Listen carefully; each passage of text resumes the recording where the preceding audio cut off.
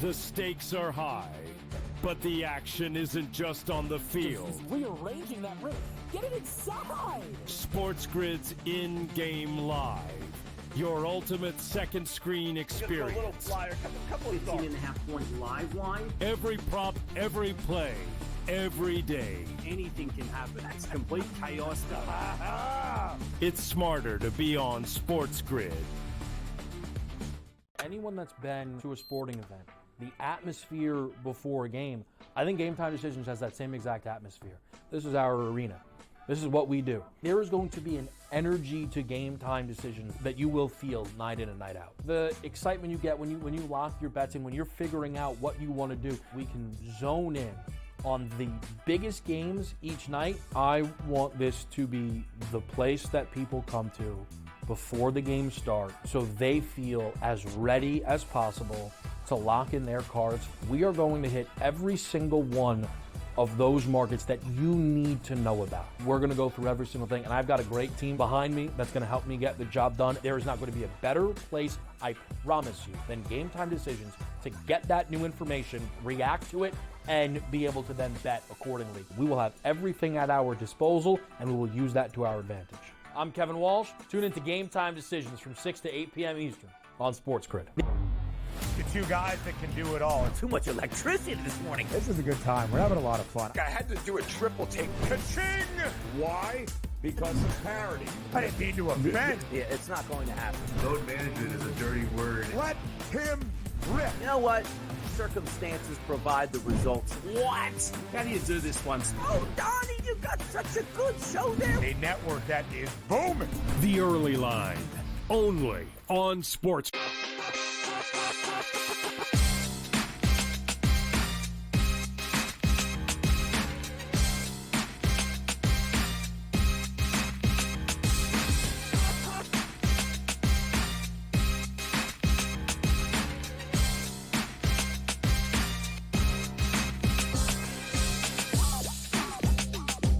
Welcome in. Game Time Decisions is live on this Monday night right here on SportsGrid. Kevin Walsh with you for the next 2 hours as we have plenty to go through. I know many of you are focused on the madness, the NCAA tournament bracket unveiled. At the top, it is the Duke Blue Devils.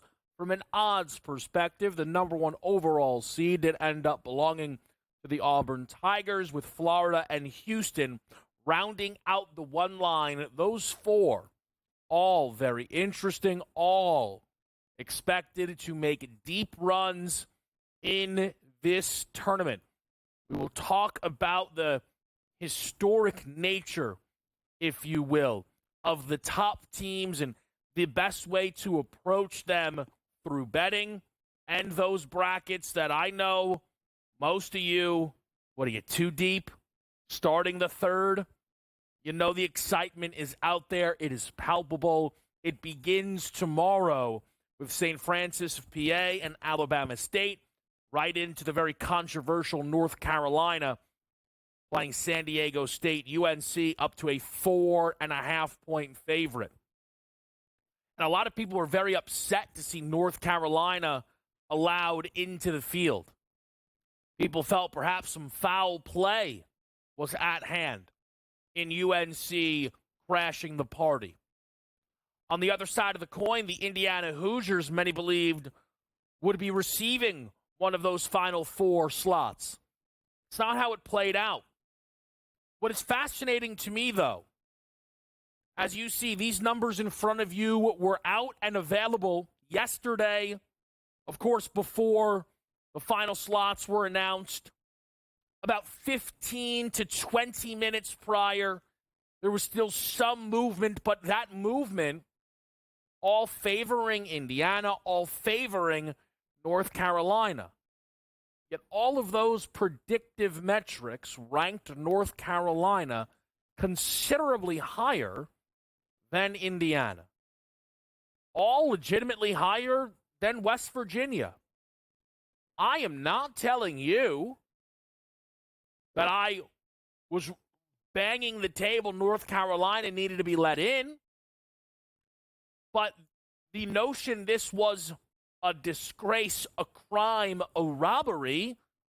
Well, a lot of our favorite numbers tell us that North Carolina didn't belong in the bubble. They just belonged in this tournament. And North Carolina going up against San Diego State, the Aztecs, one of everybody's favorite darlings from, of course, the Mountain West. People are clicking on UNC. And not because they're North Carolina, because they're better. That number's now up to 4.5 against San Diego State. And I love that we start with a little bit of Tuesday chaos before we officially get underway. Now, I know a lot of you right now are excited for the brackets, ready to get involved with these games. You're looking around, you're like, what am I going to get involved with? Give me an NIT, give me a crown, give me something. You don't have any college basketball today. You do have some NBA, you've got some NHL. I figure since it's game time decisions, we'll go through the picks for tonight. We'll try and get you involved, get you settled, get you locked in. And then we get right back onto these brackets because, listen, I mean, what, are we going to leave the Monday night slate alone? Not when the Miami Heat are calling our name. Dropping number, Miami.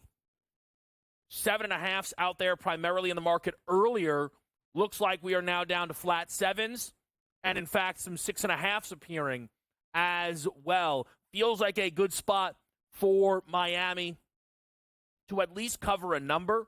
The Knicks have been good returning from West Coast trips, but this is a different Knicks team, as they are, of course, without Jalen Brunson. Also, I think a Knicks team that had a lot of emotions going into their game against Golden State. While Miami right now is pitiful and on the wrong side of a 7-game streak right now, losing 7 consecutive, Miami also just lost by 34, their second biggest loss of the season.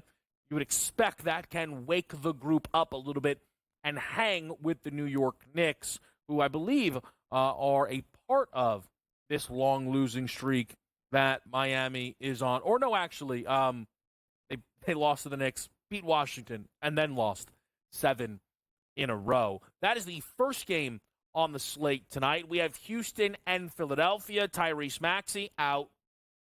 Paul George out for the season. The Sixers situation gets worse and worse by the day. I know their fans will say now at this point it's getting better and better because they are looking to find themselves as one of the worst teams in the league, hoping that the lottery balls will fall their way. It is possible they don't keep their first pick.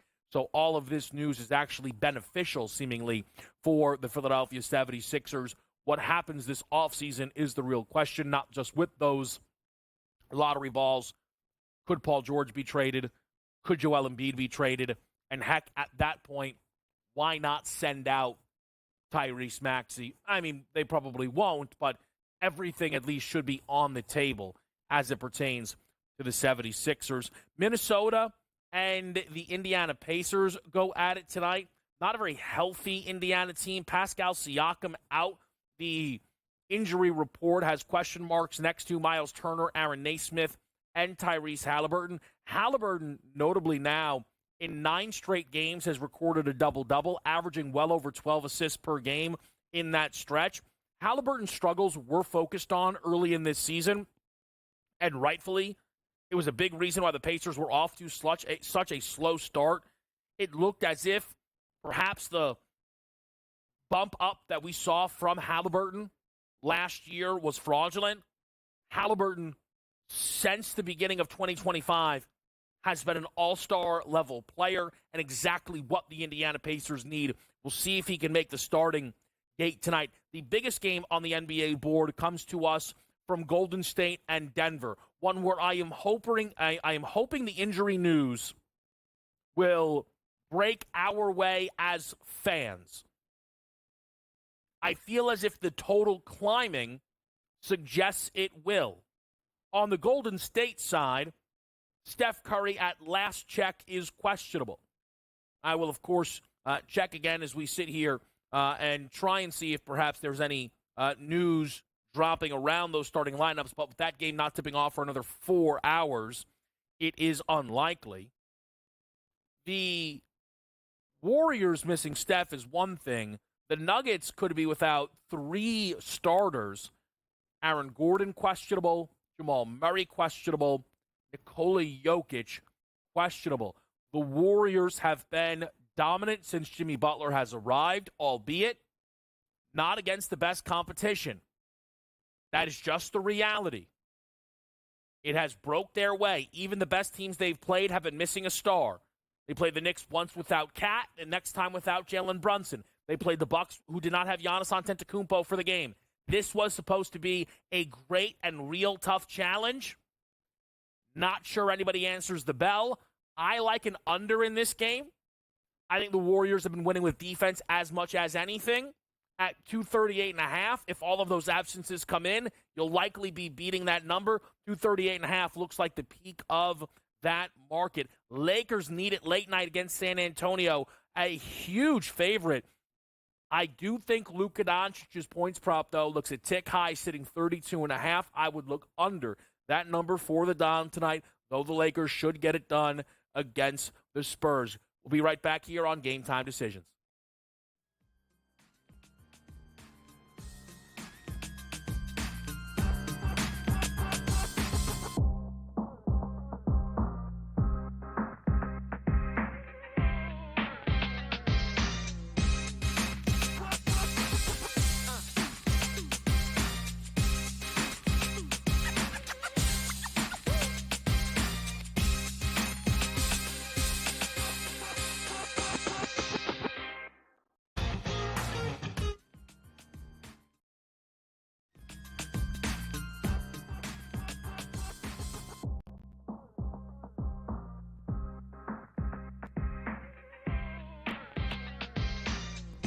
The game is on. The stakes are high.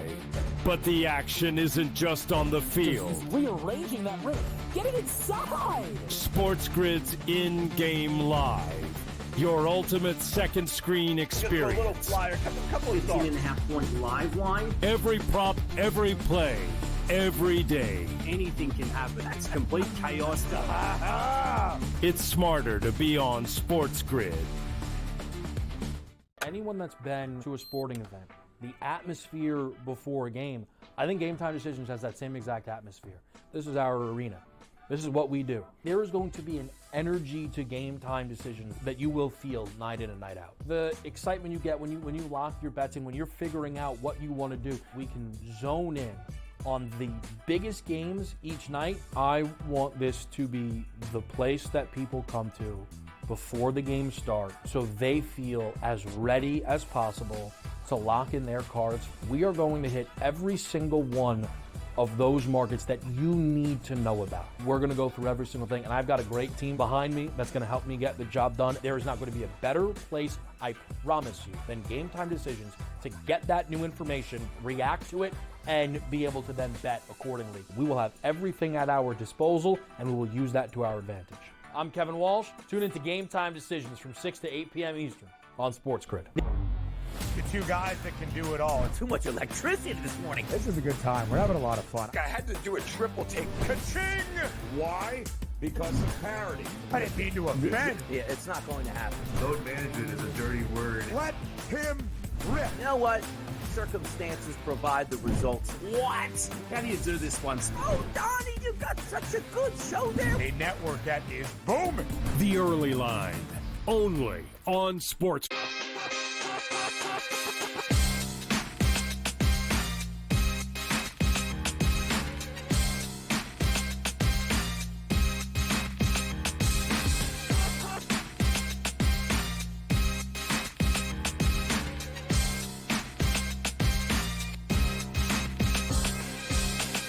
Back right here on SportsGrid, it is Game Time Decisions, and one of the big decisions right now facing most bettors and college basketball fans, who's going to win the national championship? And there is some historical data that you can go back to and try and narrow down the field. And I think you occasionally go, I don't know if I want to go chalk.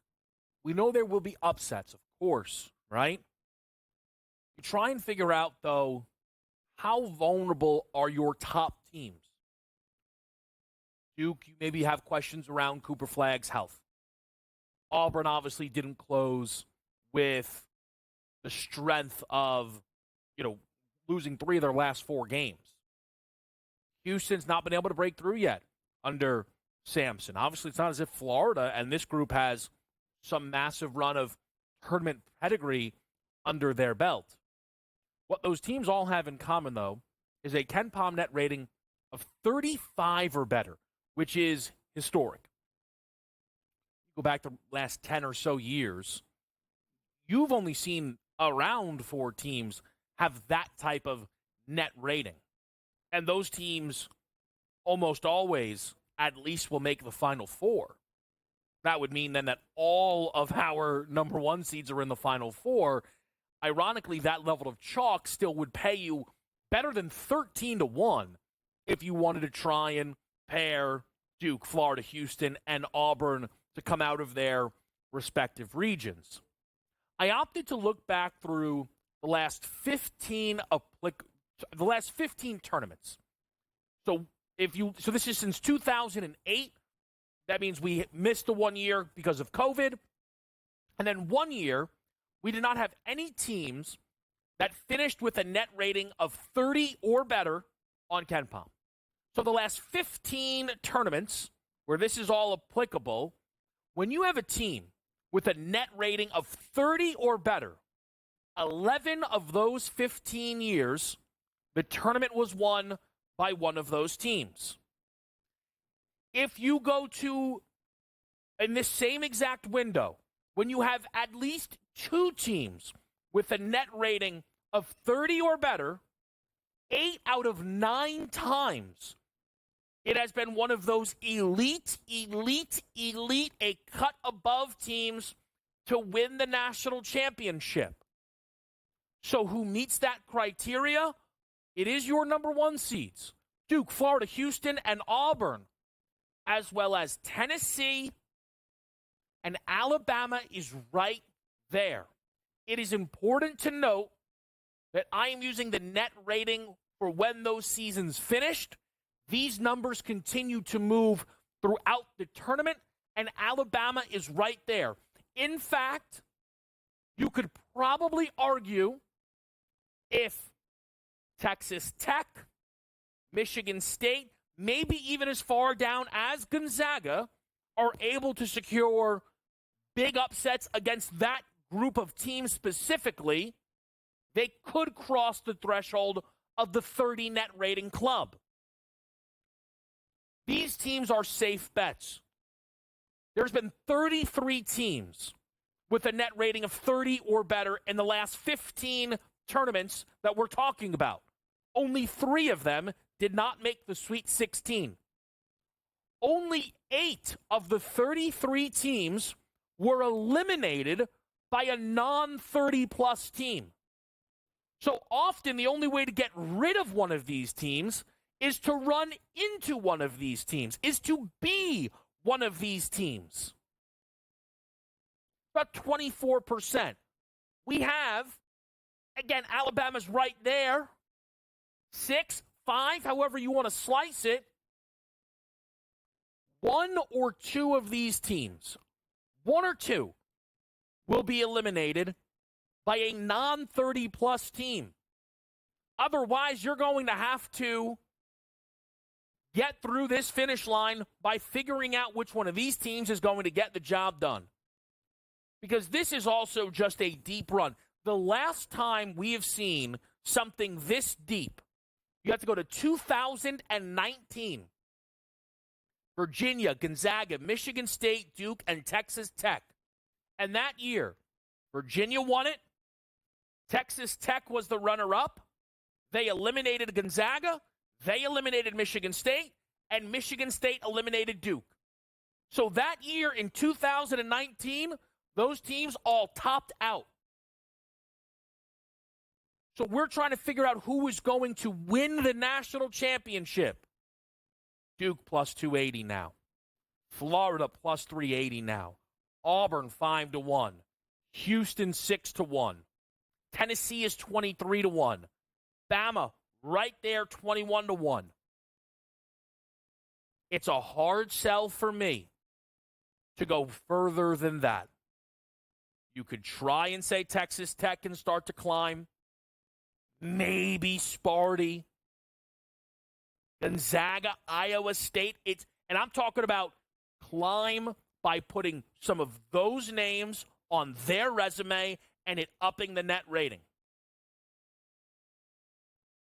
I'm not here to take a Texas A&M 100 to 1 or a Missouri 85 to 1. Wisconsin, it's not happening. Your winner is coming from that group. And if you want to win the bracket, yes, it's important to get UC San Diego, Michigan correct. It helps if you can figure out how far St. John's is going to go. It'll come down to how many did you get correct in the Final Four? Did you get the national championship game correct? That group will have your national champion in it. We'll be right back here on Game Time Decisions.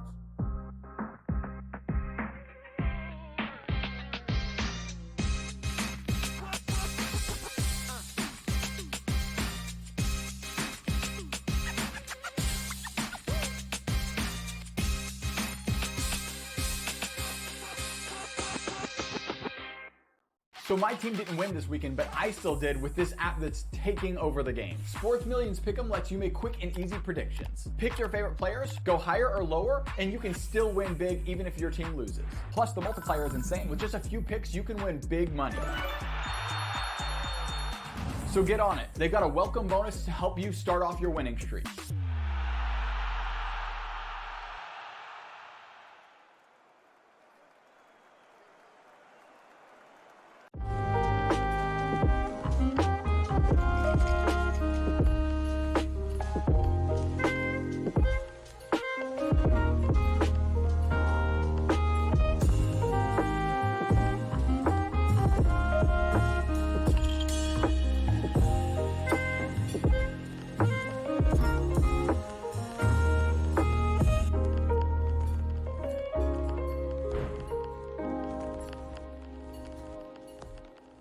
Anyone that's been to a sporting event, the atmosphere before a game, I think Game Time Decisions has that same exact atmosphere. This is our arena.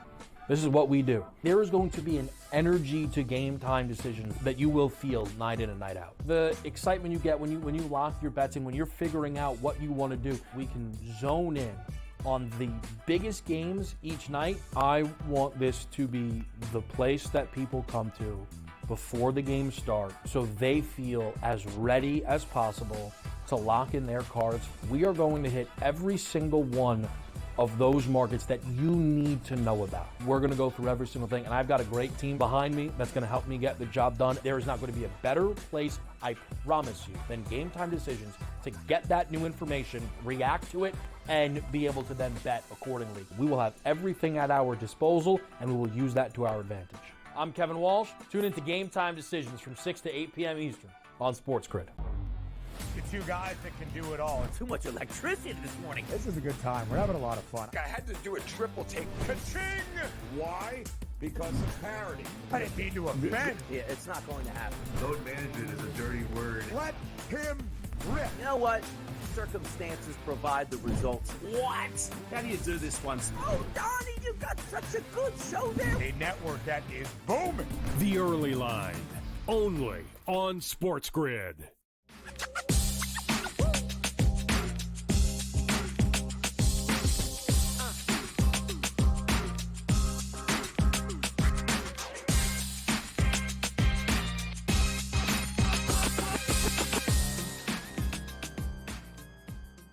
Live right here on SportsGrid. It is Game Time Decisions. I'm Kevin Walsh here on this Monday night, and it is time. Some of the options over on Sports Million Pick'em.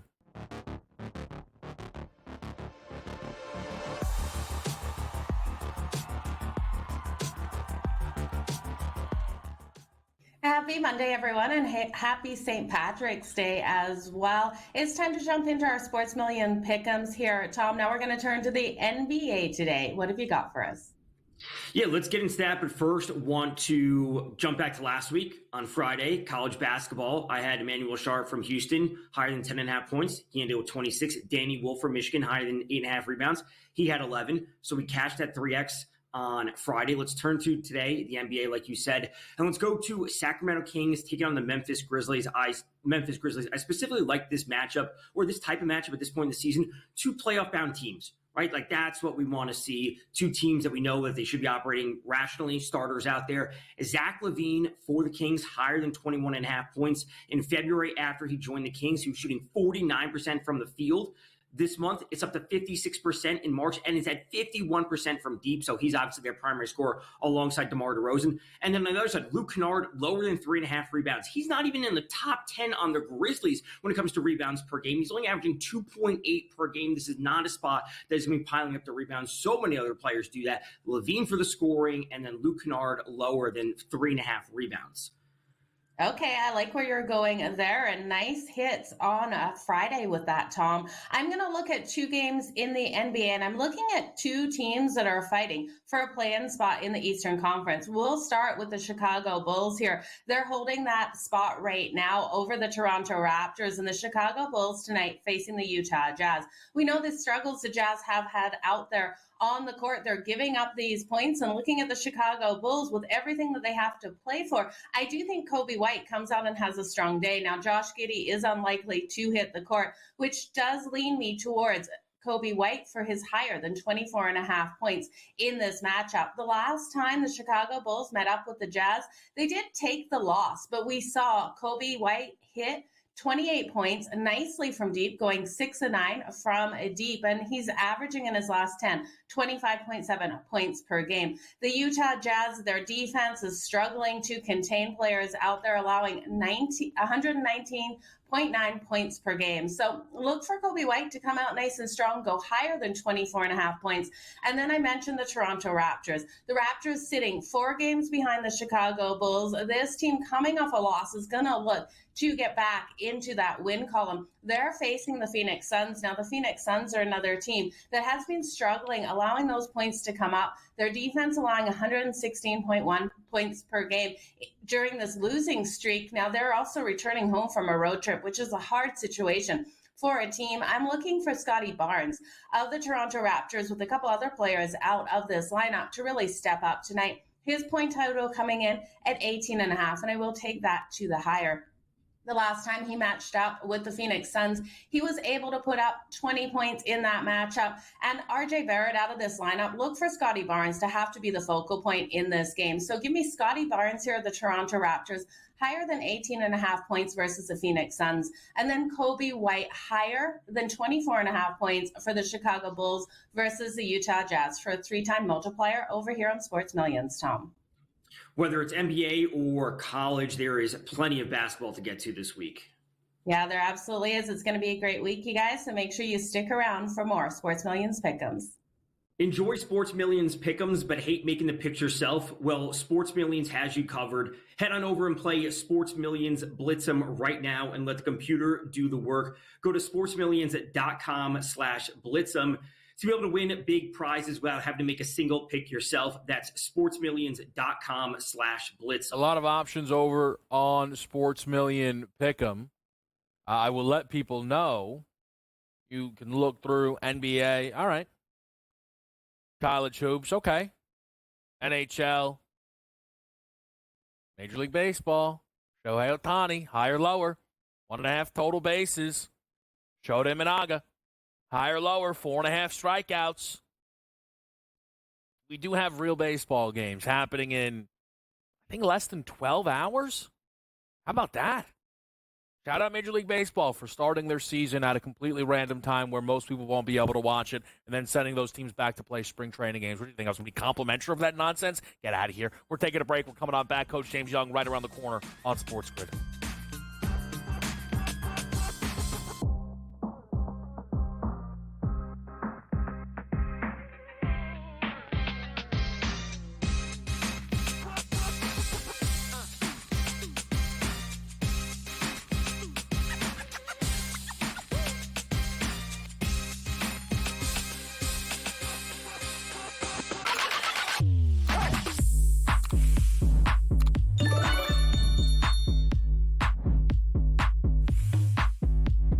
The game is on. The stakes are high. But the action isn't just on the field. He's rearranging that roof. Get it inside! SportsGrid's in-game live. Your ultimate second screen experience. Just a little flyer, couple of thoughts. 18.5-point live line. Every prop, every play, every day. Anything can happen. It's complete chaos. It's smarter to be on SportsGrid. Anyone that's been to a sporting event, the atmosphere before a game, I think GameTime Decisions has that same exact atmosphere. This is our arena.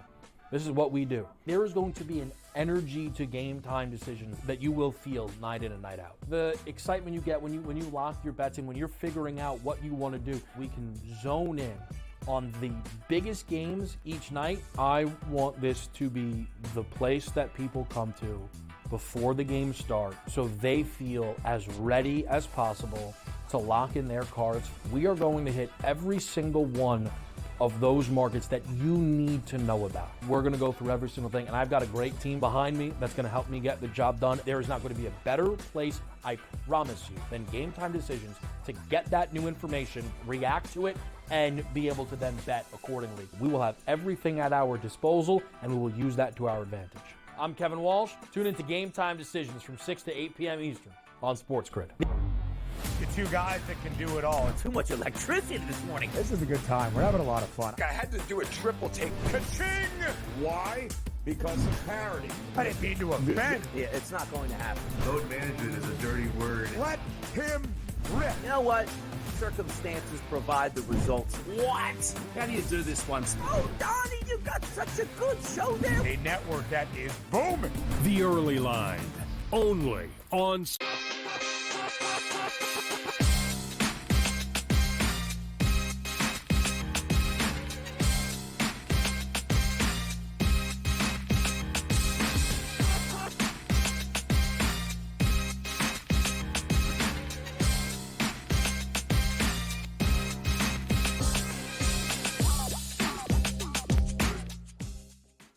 Live with you right here on SportsGrid. Game Time Decisions. Decisions need to be made.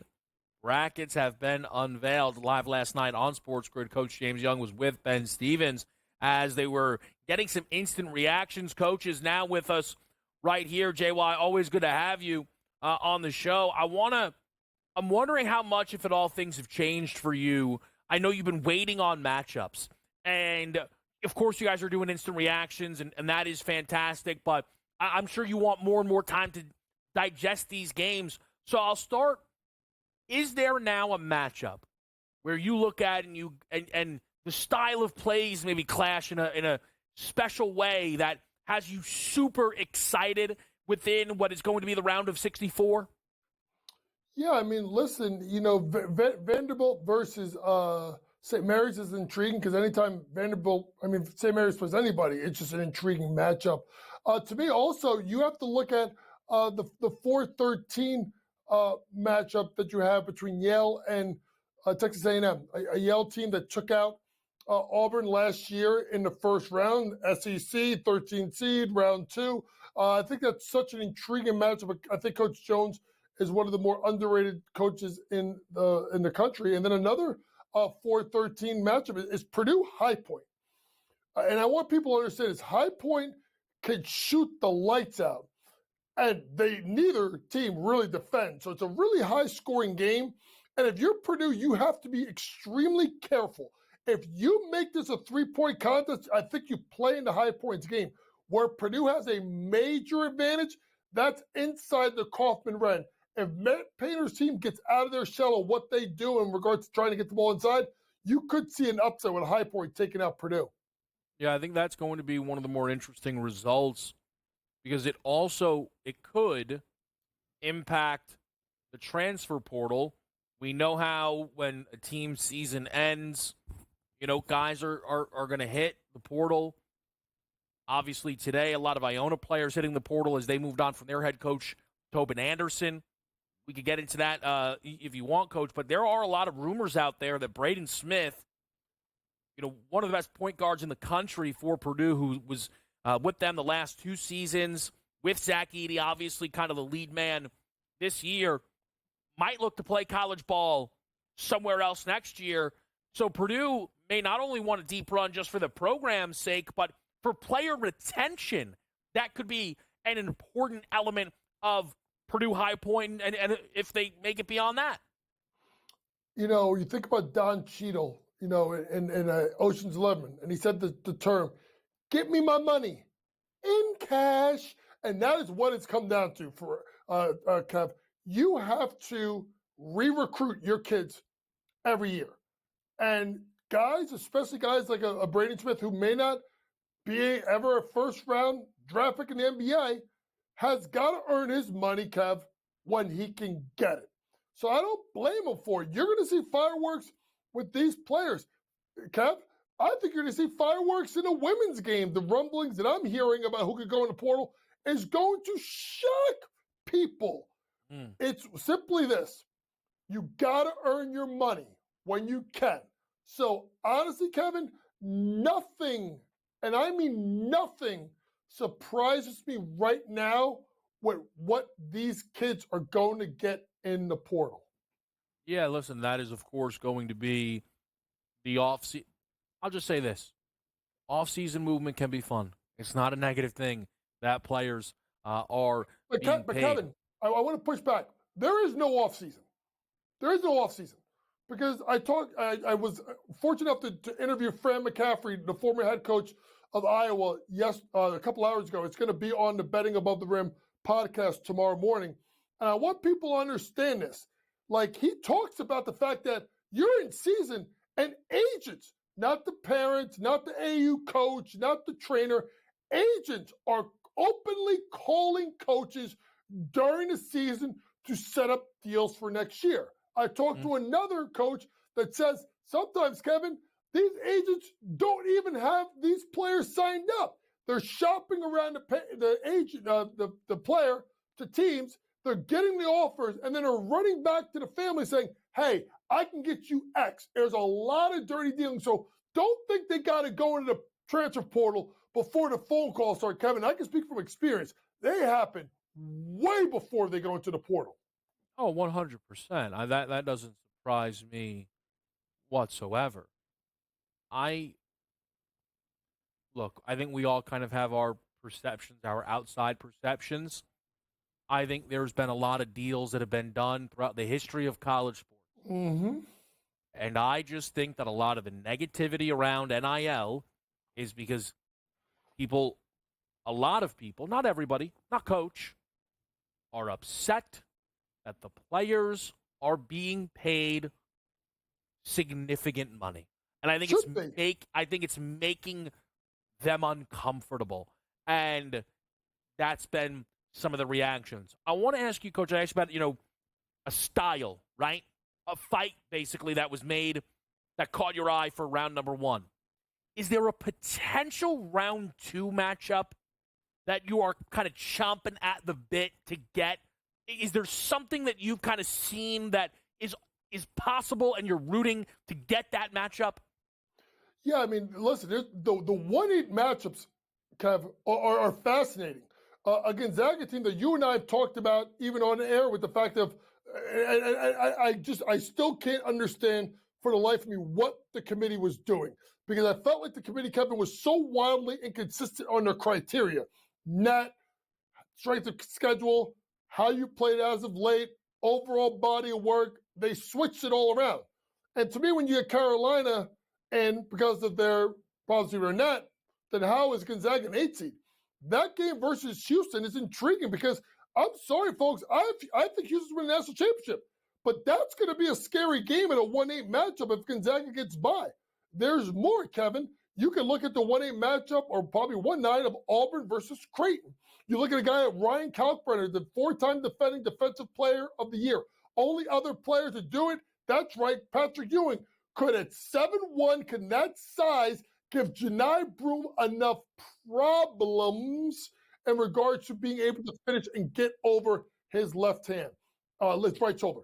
And then, obviously, Kevin, the other one seed you have to talk about is the fact of that 8-9 matchup that we have with UConn versus Oklahoma.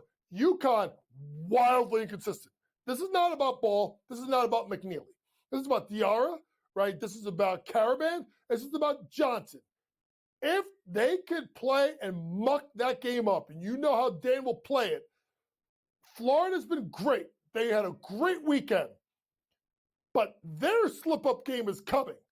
Could it happen against UConn? They could try and make it a street fight and try to say, we're tougher than you. What I think is poetic, honestly, about the potential UConn-Florida game is how much Florida feels kind of like UConn, of just rolling, and the numbers keep improving, and there's a part of you that's like, well, that number's too high, smash. Well, all right, that is unjust, smash. And you wonder if it's going to get away from you. And I've talked about, I told people, I was very excited to hedge the Tennessee future in the SEC championship game. I'm also a man of principle. And I couldn't do that when Tennessee beat Auburn and were then catching more points than they were against Auburn in the next game. Result be darned. But that's what you're starting to see with Florida, is that runaway freight train. Don't be surprised if at some point they become the favorites, even while Duke is still in the bracket. Coach is with us after this break, breaking the NBA down. That's next.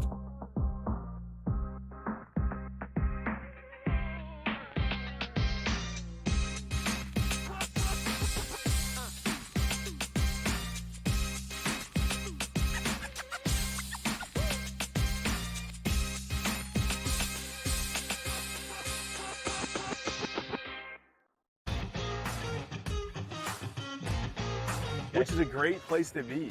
Are you in the locker room? Like, you giving like the Any Given Sunday inches Al Pacino speech? Are we there yet? Oh yeah, I think we've been there. We're gonna have a long talk with Rob today about the 99-199 issue from last week. Like, I just don't get how he is still employed. We gotta talk to ownership about that one. The Smiley Show, only on SportsGrid. They're also showing a little bit more propensity to take the pull-up jumper, which I think is important for them. Aiden Holloway's been better. Brant Nelson's staying out of foul trouble. Clifford Murray is attacking the offensive boards and being the defensive threat that they need. If Alabama can defend, and they make a run, and they win the SEC tournament, I think they're the fourth number one seed. Betting above the rim, only on SportsGrid. That is also value to be the best player on the best team. To me, it's Shai Gilgeous-Alexander. There is no doubt about it. The Nuggets probably going to finish, second overall in the conference here, and it's not going to get him the MVP. We'll see how it is down the stretch, and I assume this is going to tighten up, but barring a huge drop-off for OKC as a team, not just SGA, you could probably pencil him in for 30 a night. The Early Line, only on SportsGrid. The game is on. The stakes are high.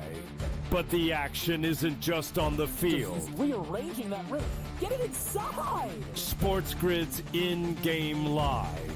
Your ultimate second screen experience. 15.5 point live line. Every prop, every play, every day. Anything can happen. That's complete chaos. It's smarter to be on SportsGrid.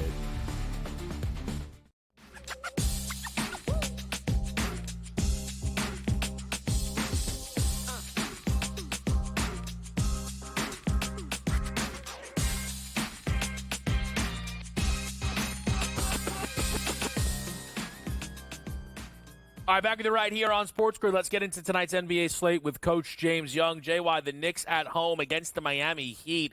Number going Miami's way. 7.5s are down to 7s and 6.5s in the market. Total dropping as well. Any action for you in this one? Yeah, I think Knicks' first game home after that West Coast trip ended with a little bit of controversy with, Cat and Draymond, and then the Knicks hugging Draymond, and then you got Tibbs and Josh Hart yelling at each other versus a Miami team that's really been, can we just call it an absolute free fall? losers of, I think, their last 6 or 7 games. Haven't covered the spread in their last 5. New York get right spot. Give me the Knicks. I know no Jalen Brunson. Give me the Knicks minus the points at home tonight. All right, so Coach there is going to roll with the Knicks. We did just get official word the Pacers tonight, with Pascal Siakam already ruled out. No Aaron Nesmith, no Miles Turner, no Tyrese Halliburton. Double-digit dogs now on the road against the Minnesota Timberwolves. Was this the game you were looking at, JY? I was, but now I'm getting a little bit concerned with the fact that these guys are all out. But Minnesota has been absolutely hot like fish grease. Winners, I think, 9 in a row, if I'm not mistaken, or 10 in a row, playing their best basketball by far. And to me, this is a spot where you look at Minnesota minus the points. It's probably too much. To me, this could be, honestly, maybe you catch them falling asleep early, tight game, let the spread drop a little bit, bet them live to go out and get the win versus Indiana. All right, so Minnesota at a 10.5-point number now. Timberwolves played yesterday as well against Utah. You kind of see not a big expense necessarily for the back-to-back, but also Well, I also have really quick. I think, yes, back-to-back, but here's the key. In their own building. No travel. Yep. So in their own building, win by 26. This is where sometimes you start to read into it a little bit too much. So sleep in your own bed, 128-102, blowout victory, obviously cover a big number of 13 points. And the game was basically a 20-point game going into the fourth quarter. So the legs should not be overly tired tonight, K-Dub, for the Timberwolves. All right, fair enough. 16.5-point number for Houston hosting the Philadelphia 76ers. I don't know if you're involved in this. We also, Coach, did get the big news just a little bit ago. Paul George now, as well as Joel Embiid, so joining Embiid, shut down for the season. Is this still the trust the process, or is this like the process part 2? That's the part that I need to figure out with Philadelphia. And this is just a fail of epic proportions. And with the amount of money that's owed to Joel Embiid, the amount of money that's owed to Paul George, let's be honest, Kevin, they're kind of hamstrung on what they can do.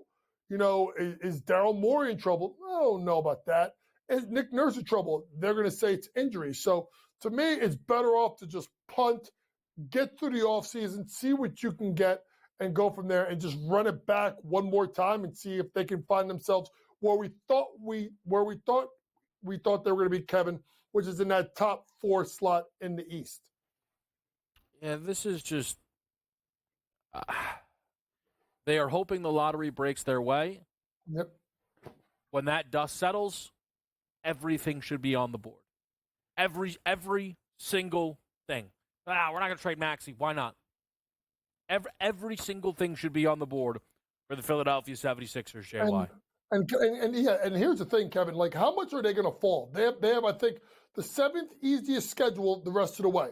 Well, they play, the Wizards twice, tank. Charlotte once, tank. New Orleans once, a tank. Toronto once, tank. Chicago, they're going to try and go for it. So to me, if you're Philadelphia, like, how much are you going to fall at this point? You got to hope that the teams that you're playing are really good.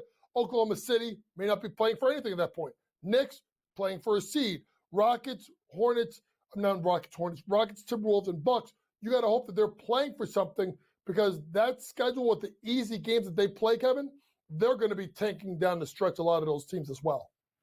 Yeah, that is true, but what Philadelphia is bringing to the table right now is as bad as anyone else. I mean, Drummond's not even out there to just grab double-doubles. Oubre's injured tonight. The list really, really compiles. Best game on this slate, Coach, it's Golden State and Denver. Hopefully. We have a lot of questionable tags in that one as well. What's your expectations for Warriors-Nuggets? If everyone is available, I'm gonna take the points with the Denver Nuggets. I look at this team where they have to start to kind of turn this on a little bit as they get going. Look at the fact that they've not covered, I think 7 out of their last 8 games versus spread. It's time to kind of get right. Golden State although winning, has not covered 4 of the last 5 games himself, including not covered that 97-94 win versus the Knicks without Jalen Brunson. To me, the play is the Nuggets plus the points. All right, so some love for Denver there. We are waiting, though, on who will be in, who will be out. Coach, Lakers tonight, big favorites against San Antonio. They definitely need to handle business here, something they didn't do a couple of games ago when they were at Brooklyn. Yeah, they need to handle their business. And by the way, shout out to the Spurs, who completely fumbled everything with the De'Aaron Fox trade. I know Kevin's talked about that before. Lakers get right spot. We talked about how great Luka has been. I do like the Lakers minus points. Covered the last 2 games.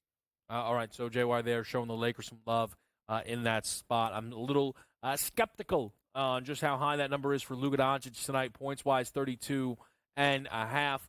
With Luka likely playing tonight, but it being on a back-to-back, perhaps the efficiency drops just a little bit.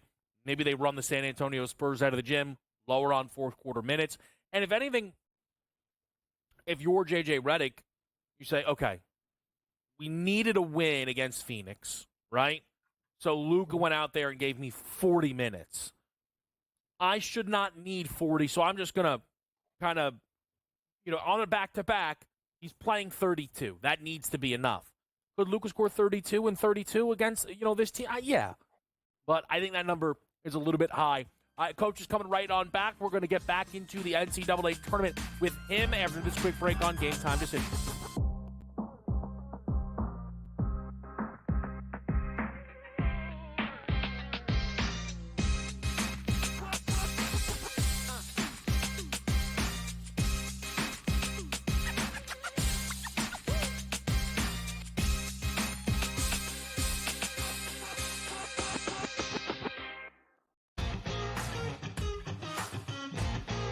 Which is a great place to be. Are you in the locker room? Like, you giving like the Any Given Sunday inches Al Pacino speech? Are we there yet? Oh yeah, I think we've been there. We're gonna have a long talk with Rob today about the 99-199 issue from last week. Like, I just don't get how he is still employed. We gotta talk to ownership about that one. The Smiley Show, only on SportsGrid. They're also showing a little bit more propensity to take the pull-up jumper, which I think is important for them. Aiden Holloway's been better. Brant Nelson's getting this thing out of foul trouble. Clifford Murray is attacking the offensive boards and being the defensive threat that they need. If Alabama can defend, and they make a run, and they win the SEC tournament, I think they're the 4th number 1 seed. Betting above the rim, only on SportsGrid. That is also value to be the best player on the best team. To me, it's Shai Gilgeous-Alexander. There is no doubt about it. The Nuggets probably going to finish, 2nd overall in the conference here, and it's not going to get him the MVP. We'll see how it is down the stretch, and I assume this is going to tighten up, but barring a huge drop-off for OKC as a team, not just SGA, you could probably pencil him in for 30 a night. The early line, only on SportsGrid. The game is on. The stakes are high. But the action isn't just on the field. He's rearranging that roof. Get it inside! SportsGrid's in-game live.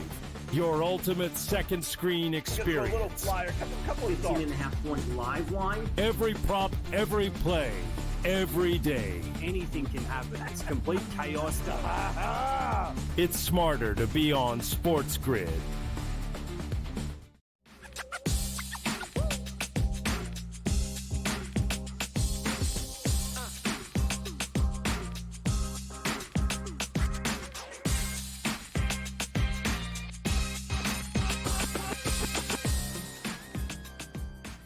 Back to the right here on Game Time Decisions. I'm Kevin Walsh. I'm with Coach James Young. JY, I do want to ask you, before we get back to anything related to the men's tournament, we'll have plenty of time, of course, you and I, for this. Tomorrow we have games. Can't wait. But the women's bracket was unveiled as well. And, of course, kind of when the bracket gets unveiled, you start, poking around, looking at some different numbers. And I believe these numbers are moving a little bit from book to book. But UConn, darn near favorites to win the national championship despite the fact that they are a 2 seed. In women's basketball standards, that's wild. Do you agree with the respect UConn is seeing in the outright market to the degree that which they are seeing it? It's amazing, Kevin, because when you think about it, you're going to say, well, the number 1 seed in that region is USC, and USC has a win over UConn at UConn. Yep. The reason why I actually do think I understand it is because, to me, the play of AZ Fudd has been absolutely dynamic the second half of the year after they played UConn. So I think that is where people are really looking at UConn, is AZ's ascension. And let's be honest, they have Juju Watkins. They get Kiki. I don't know if it's Iriafen or she keeps changing her name. I don't know which way we're pronouncing Kiki's name. But I will say this. When you get to the tournament, this is where a coach can steal you wins. And as good as I just think that who do I trust in a big spot tight game? Second time around, Gino Auriemma, Lindsey Gottlieb. No offense, I'm trusting Gino every time. Yeah, I think what is very interesting, though, is this UConn team, year in, year out. It's supposed to be their year. It's supposed to be their year. It's supposed to be their year. It has not happened. I'm not putting it on her, but she's the star, the focal point, since Paige Beckers has been there. And I find that, if I'm not mistaken, Coach, isn't the idea she could come back another year? Is that right? Yes, because she had a 5th year in regards to the COVID year, and then she had the one year she missed her entire season. There's going to be intriguing things to think about, folks. Listen, people think it's a slam dunk that these girls like Paige Beckers, who has another year, is just going to come back. A girl like Olivia Miles is just going to come back. Be careful, folks, because they can make Caitlin Clark made $75,000 in the WNBA. These girls can make $500,000. You mean to tell me they won't go to another school or they won't come back for another year? You think it's crazy with the men's side? The women's side with the transfer portal may be even crazier. Coach, before I let you get out of here, I am curious. Have you found a best bet yet, or a bet you really like side-wise for the round of 64 in the men's tournament? Yeah, it's actually going to be McNeese State minus the points. I'm plus the points. I'm going to them. Again, I know they cost me last year. I just think that matchup with Clemson is going to be interesting. Another game to watch, and I think it's just going to be a live play, Kevin, is the High Point game versus Purdue. How this game stylistically plays goes a long way. High Point could shoot the snot out of it, right? Purdue doesn't defend. They'll go do it too. But the problem with Purdue is I think they need to play inside through Kaufman-Wren, where High Point struggles to defend bigs. If they get into a shooting contest, you could see High Point plus the points cover and maybe steal that game versus Purdue. For me, I've started to work through the South region a little bit. We all have we have time. But Bryant was 18.5, down to 17.5. Tend to agree. I don't know. Brian Bulldog, I don't know. He might have something about him. Might have something about him, that team. It's going to be one to watch, I think, in the 2:15 against Michigan State. Coach, we appreciate it, as always. I know you have a lot more work to do to get into these matchups. We appreciate it. I'm sure we'll talk tomorrow. My man. All right, Coach James Young there with us on Game Time Decisions. We're going to have Tom Vecchio join us in just a little bit. And I believe the rumors, the speculation, the return of Dave Sharapan on Game Time Decisions in about a half hour, which will be a lot of fun. We're going to talk to Tom next. It's Game Time Decisions on SportsGrid.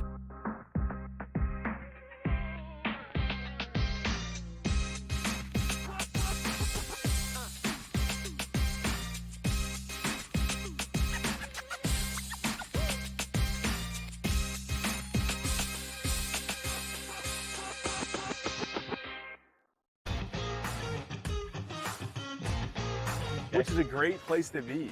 Are you in the locker room? Like, you giving like the Any Given Sunday inches Al Pacino speech? Are we there yet? Oh yeah, I think we've been there. We're gonna have a long talk with Rob today about the 99-199 issue from last week. Like, I just don't get how he is still employed. We gotta talk to ownership about that one. The Smiley Show, only on SportsGrid. They're also showing a little bit more propensity to take the pull-up jumper, which I think is important for them. Aiden Holloway's been better. Brant Nelson's getting this thing out of foul trouble. Clifford Murray is attacking the offensive boards and being the defensive threat that they need. If Alabama can defend,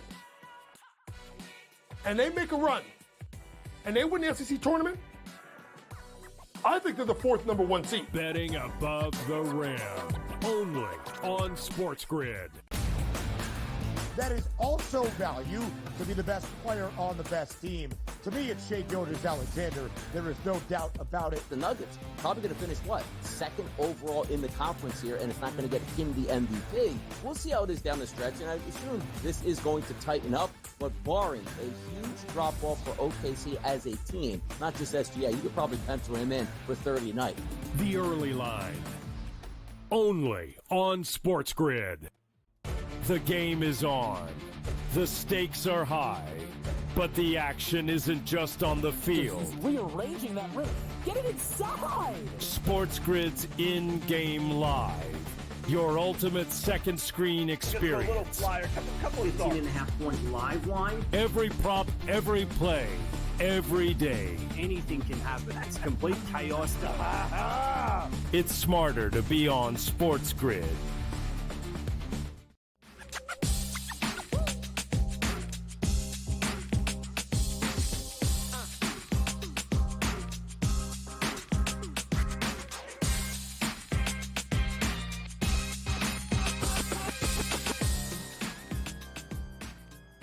Live to right here on this Monday night of Kevin Walsh. It's SportsGrid. It's game time decisions. March Madness. Brackets are out. And, of course, you know it's going to be a full court press. It's too cheesy. I shouldn't. Ben would be proud, though. Full court press from SportsGrid. That includes our guy Tom Vecchio, who's been handling a lot of the in-game lives in the build-up, of course. Tom, I want to start. Did anything really jump off the page to you when you saw the bracket unveiled, the field of 68? UNC should not have made it. Let's just start with there. All right. Should not be in there. Way too many SEC teams. The bottom portion of SEC teams are not good. I think we'd all agree with that. Georgia's not good. They shouldn't be there. So the top tier of the SEC is awesome. And they've been, juggling for the top few seeds throughout the entire year, and they deserve all the respect in the world. Although Auburn, they've been sputtering a little bit at the end, but those teams are awesome. The bottom teams are not great, and the lack of other dominant ACC teams or Big East teams is really apparent this year. Yeah, the Big East is a fascinating one. I got to be honest. So I don't have a dog in the fight. I'm not a North Carolina fan. I don't have tickets on North Carolina. I don't really understand. All these metrics have them better than these teams, but everyone is obsessive over the quad one record. It's obviously atrocious. But if they are ahead of them in the net, BPI, they're ahead of them in strength of record. Why is everyone so upset? This is this thing we do, and I said this when North Carolina got in, and I meant it. College football climbed over themselves to keep their blue bloods out. They're like, all right, here's SMU. That's what you – no, we're so sorry. We thought Bama might be a good time. And, let's be honest. You look back at it, they should have put Bama in. Yeah. And everybody's now like, oh, this is a crime. Now, Indiana's obviously a program with a lot of history, but – where was Boise? And where was this? And where was that? A lot of those numbers tell us UNC didn't belong on the bubble. They should have been comfortably in the tournament. And the best part is people keep on clicking. They're up to 4.5-point favorites now in their play-in game with San Diego State. Yeah, there's a lot going on, and I wish each year we knew like there was some like concrete metric of like X and Y things teams need to do in order to reach the tournament. If you're not an automatic, qualifying bid, if you're not one of the teams that we know is going to make it, if there's some criteria that we know that can be set in stone, so we know exactly what they're looking for, but it's just some like amorphous thing in a black box that the committee's like, oh, this team makes it, this team doesn't, and we don't actually get an explanation. And they say like, oh, well, it's the rankings on this, it's this rankings, it's the quad one wins, it's this loss, it's that, where we actually don't get something set in stone. And they talk about expanding it, jumping it up to, but if they're going to do that, we just know exactly what these teams are going to be playing for so they can reach it. And that, because it comes down to what these teams and who they're going to be scheduling.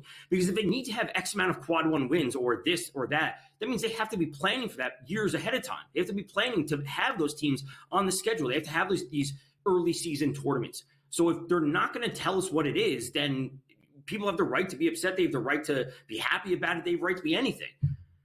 So that I agree with, right? The Gonzaga thing, right?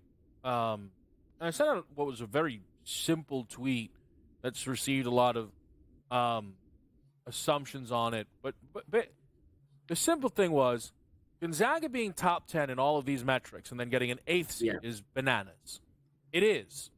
And a lot of people just kind of made an assumption like, oh, he's trying to defend Gonzaga. I actually don't care about Gonzaga, right? Gonzaga ending up the 8th seed there, obviously that means there are aspects of it that are their fault, right? It's not Gonzaga who then gets jobbed. It's Georgia, who's a 6.5-point dog, when all of the other nines, you got 9 seeds that are favored 1.5 points. They end up, obviously, in a much different element. It's Houston, where all the number 1 seeds are going to be laying double digits in the round of 32. They're going to be laying half of that. That's what I'm not comfortable with, and I don't like about this stuff. When you have those other things at your hands to then still go, all right, well, Gonzaga's an 8, and that is, I'm not defending the committee. I'm talking about kind of people's reactions a little bit. I don't understand when it pertains to North Carolina, Gonzaga on the 8 line, while being 8th in KenPom, we're clearly doing something wrong. Right. And again, it comes down to what the criteria is and how that is conveyed to the viewers, the fans, the teams. If there is something that the committee values or devalues that we overvalue, that needs to be made clear. Because if there's something that Gonzaga can do in their schedule, again, that is something that needs to be made clear to the teams that, like, this is exactly what they're looking for. We care about high-quality wins. We will forgive losses. And if we want to use, like, the college football example, we can forgive certain losses. We will value other wins more, et cetera. So, like, that needs to be presented far better from the committee. Yeah, I think there's clearly a disconnect. Well, and I think what the big issue is, though, is there's also a clear disconnect. The disconnect is not us and the committee. It's the committee and the committee. Because, again, if I just say strength of record, Gonzaga is 39th, which is equivalent to being a 10 seed, and then you go, okay, sure, well, Louisville's is 10th in the country. That's the equivalent of being a 3 seed. So now nothing you're doing is adding up. Nothing you're doing is adding up. And that is why you get people angry every year without fail, because it's not, I know what you're saying, right? But I think what you're saying is right, but I think there isn't a set format they're going off of, right? Right, and that's the problem. Unless that's going to be conveyed to teams, saying, like, if you are not reaching this metric, whether it's a win-loss, whether it's strength of schedule, whether it's some deeper metrics that they want to put forth, they want to value more. If teams aren't reaching this, if you are not an automatic bid and you're going to be sitting in this mid-range, if you're not reaching that, we're going to have a tough time putting you in. And then, therefore, teams will then plan ahead to then reach those metrics in the coming years. What's fascinating, though, and what almost never happens, and if we could show the Indiana, North Carolina side by side, is, okay, the committee's leaving everybody kind of guessing, right? But almost never are the books guessing. And those make the tournament prices, we're at about 5:45, and I think they grew even more in the direction that it was heading. I think Indiana became an even bigger favorite to make the tournament as it got closer to 6 o'clock, and North Carolina a bigger dog to make the tournament. And UNC ends up, splashing the pot and crashing the party. And, there are some people, Indiana minus 750, it's not a game. You can't, someone's going to get injured in the middle of it. It's a yes, no, real life, real thing. Maybe somebody somewhere knows something. So somebody might say, you know what? Here, take minus 750 for 20 minutes, and then you're just going to pay me out anyway. And all of a sudden, wham, bam, it goes the complete opposite direction. It is fascinating when things like that happen, and I wonder if next year you will see maybe a little more shyness from books in posting things of that nature, just because they don't like being on the wrong side of it. What we're going to do is, because we got Tom with us here for a little bit, we're going to come on back. We're going to make sure we get into tonight's slate, some NBA, a little bit of hockey as well. Tom's involved with the Major League Baseball board tomorrow. Can't wait to get his process for that, because it's a real game out of nowhere. Because, of course, we'll be right back.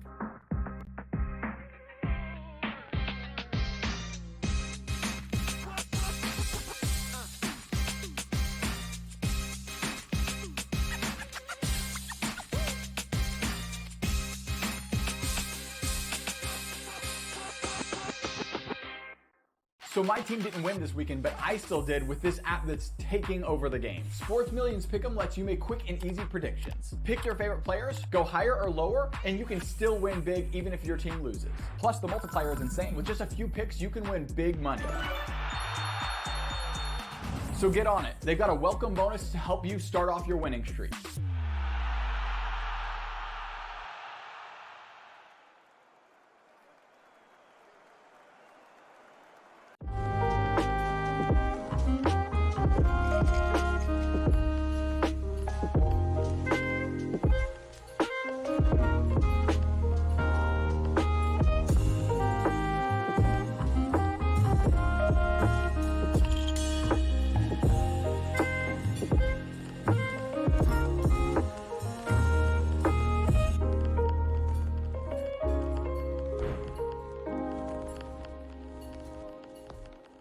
Anyone that's been to a sporting event, the atmosphere before a game, I think GameTime Decisions has that same exact atmosphere. This is our arena. This is what we do. There is going to be an energy to GameTime Decisions that you will feel night in and night out. The excitement you get when you lock your bets in, when you're figuring out what you want to do, we can zone in on the biggest games each night. I want this to be the place that people come to before the games start, so they feel as ready as possible to lock in their cards. We are going to hit every single one of those markets that you need to know about. We're going to go through every single thing, and I've got a great team behind me that's going to help me get the job done. There is not going to be a better place, I promise you, than GameTime Decisions to get that new information, react to it, and be able to then bet accordingly. We will have everything at our disposal, and we will use that to our advantage. I'm Kevin Walsh. Tune into GameTime Decisions from 6 to 8 p.m. Eastern on SportsGrid. The two guys that can do it all. Too much electricity this morning. This is a good time. We're having a lot of fun. I had to do a triple take. Ka-ching! Why? Because of parity. I didn't mean to offend. Yeah, it's not going to happen. Load management is a dirty word. Let him rip. You know what? Circumstances provide the results. What? How do you do this once? Oh, Donnie, you got such a good show there. A network that is booming. The Early Line, only on SportsGrid.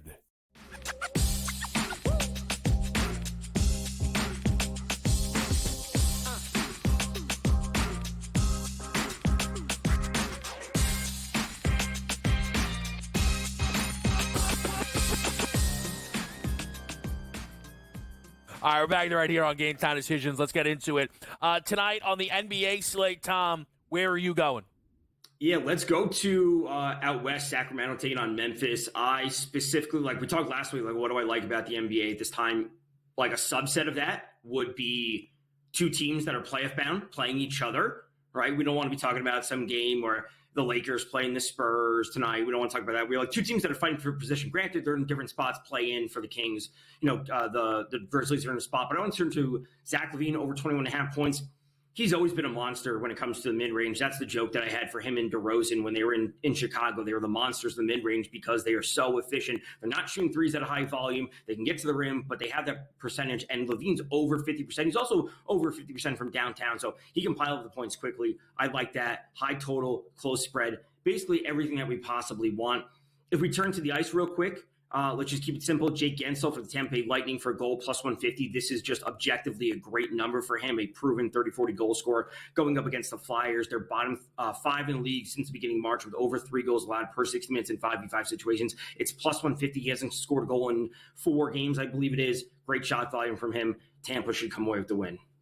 All right, so some action then for the NBA and NHL slates. Tom, Major League Baseball, again, real baseball, 6:10 this morning. Imanaga Yamamoto, like a mark. Oh, this sport. Oh, it's every year. I hate the sport. Tell me, Tom, what are you thinking about this game? How are you betting this game? Why are you betting this game? Walk me through it. Why are we betting this game? Because the season starts. We can get action on the board. We can get Ohtani with the boost on FanDuel. We can get Ohtani for 2+ total bases at plus 100. There are not many times that we're going to get Ohtani's props, specifically total bases, in RBI, home run. Sure, you get those at plus money. But a total base prop, which is super simple, at plus money. It's minus 125. You had the boost to get you to plus 100. I like that. On paper, is this like the best matchup going up against Imanaga? No.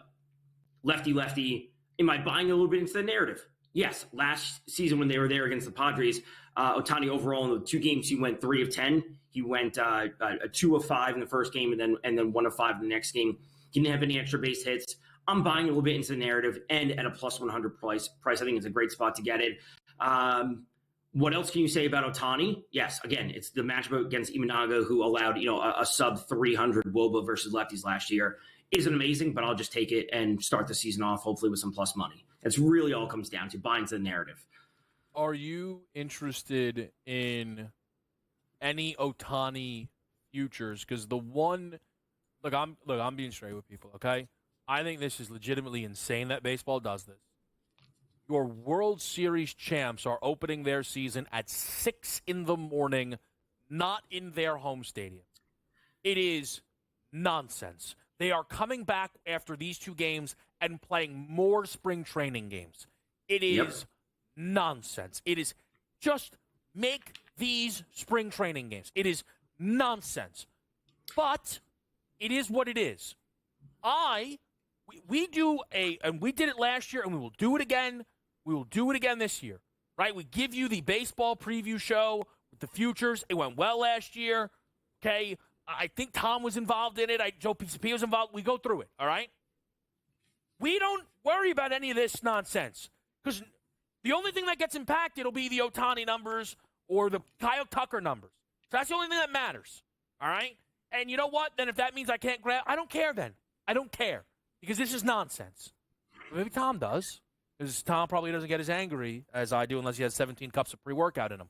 So tell me, Tom, have you put any Ohtani futures on the board, or are you interested in any Ohtani futures? No, I have not bet on any Ohtani futures. I won't be betting on any Ohtani futures. Those numbers are super refined. This is like betting on Mahomes or Josh Allen to an MVP. Like, you're not getting any value. I have concerns about Ohtani. I like, this may sound like a hot take for some people, but he's had some back issues over the past few years.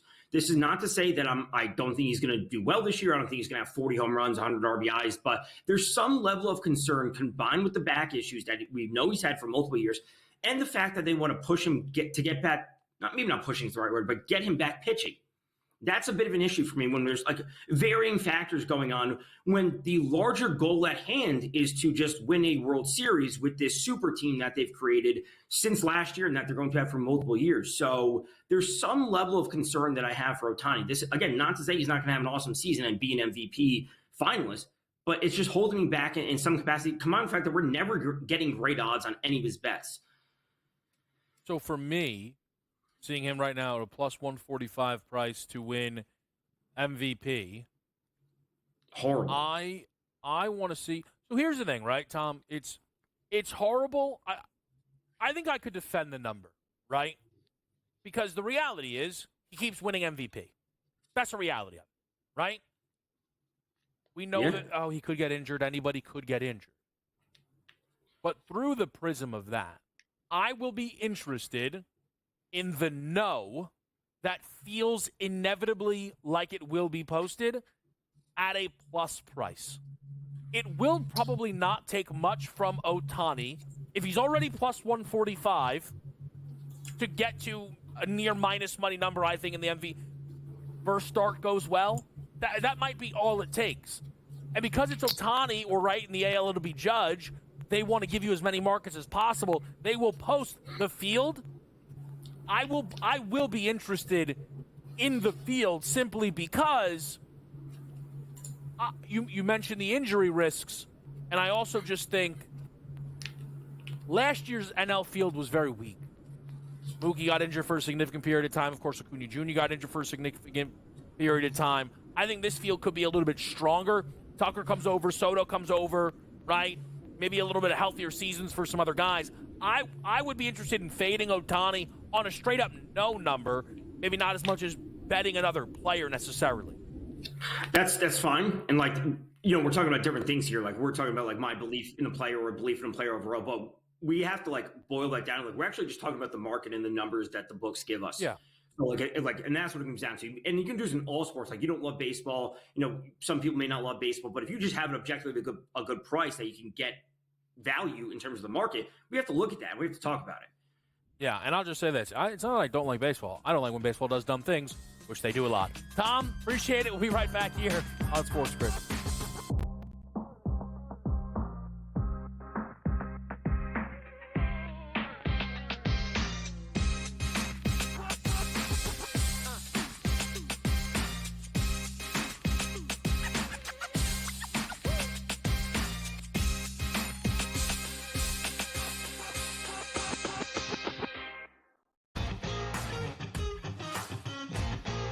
Which is a great place to be.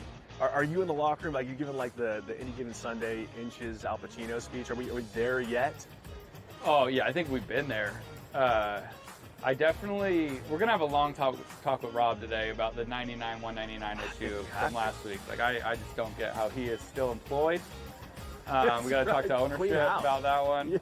The Smiley Show, only on SportsGrid. They're also showing a little bit more propensity to take the pull-up jumper, which I think is important for them. Aiden Holloway's been better. Brant Nelson's staying out of foul trouble. Clifford Murray is attacking the offensive boards and being the defensive threat that they need. If Alabama can defend, and they make a run, and they win the SEC tournament, I think they're the fourth number one seed. Betting above the rim, only on SportsGrid. That is also value to be the best player on the best team. To me, it's Shai Gilgeous-Alexander. There is no doubt about it. The Nuggets probably going to finish, second overall in the conference here, and it's not going to get him the MVP. We'll see how it is down the stretch, and I assume this is going to tighten up, but barring a huge drop-off for OKC as a team, not just SGA, you could probably pencil him in for 30 a night. The early line, only on SportsGrid. The game is on. The stakes are high. But the action isn't just on the field. He's rearranging that roof. Get it inside! SportsGrid's in-game live. Your ultimate second screen experience. Just a little flyer, couple of thoughts. 15.5 point live line. Every prop, every play, every day. Anything can happen. That's complete chaos. It's smarter to be on SportsGrid.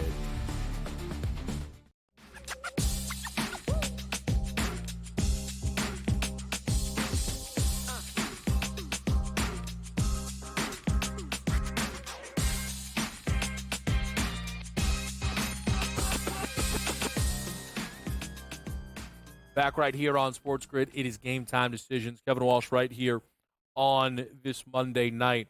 I want to quickly mention something within the NBA, just to keep your eyes on for tonight, because the Western Conference seeding, it feels like the more important race versus the Eastern Conference. People have talked about the battle that involves the Bucks, Pacers, and Pistons. Not that it is insignificant, it just feels less important than that of the West because Detroit is a great story, but people aren't really buying into them making a deep push.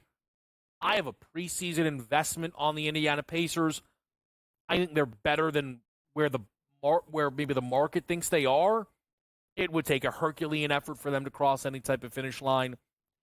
Milwaukee will need Giannis to finally be healthy, and then a lot of other things to actually go their way. With the West, you have 2 through 6, 7. It depends how generous you want to be. But the Denver Nuggets have the second best odds. The Lakers have the third. Well, let's see if that's. Hold on, let me pull up the most recent numbers. Yes, Denver now the second best odds. Lakers third, and the Warriors at the 6th spot have the 4th best odds to win the championship. So it's all those. It's OKC and then a gap, but those teams are bunched up, right? Where in the East it's Boston, Cleveland, big gap, Knicks, bigger gap, Bucks. So you kind of that's part of the reason why I highlight the West race.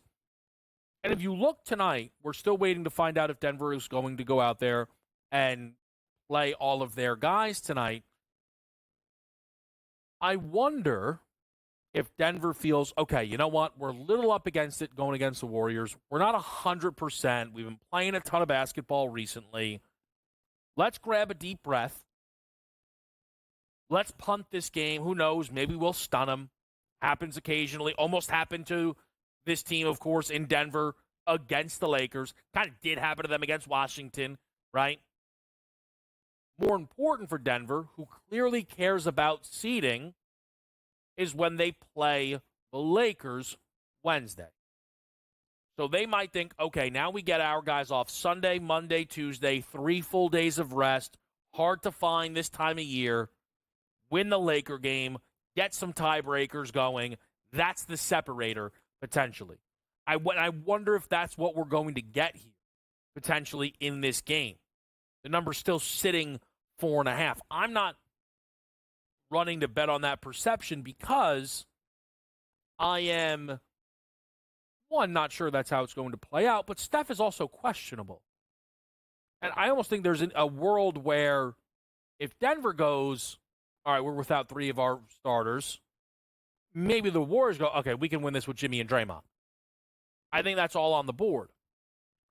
For the Lakers tonight, their game is even more important because one of Denver or the Warriors are going to end up in the win column. You're playing San Antonio as a near double-digit favorite. You then have to play Denver on a Wednesday, potentially well-rested. Second leg of a back-to-back, Milwaukee. And both of those games are in the window or are outside of the potential LeBron return window. Earliest you would think would be the Saturday at home against Chicago. Perhaps more realistically is at Orlando on Monday of next week. But that's where we are now for the Lakers if, again, the seeding is important. And I think what's interesting is, because the Warriors are playing so well right now, we've opened up the door to, well, the Warriors could jump up to the 3, the 4, the 5. Well, Minnesota is on an 8-game win streak and is only 1 game back of the Warriors in the loss column. They have an extra win, so they technically are tied. 4 back of the Lakers, Grizzlies, Nuggets, and Rockets. All of them lumped in at 25 right now. The Rockets have now won 6 in a row, so you kind of see just how bunched up this West race is. You also just see things keep getting worse and worse for the Mavericks. We now 3 games under 500, losers of 3 in a row, but are contemplating a return for Anthony Davis, a return that maybe they are thinking their fans need, but do they really want? I'm not so sure. We'll be back here on SportsGrid.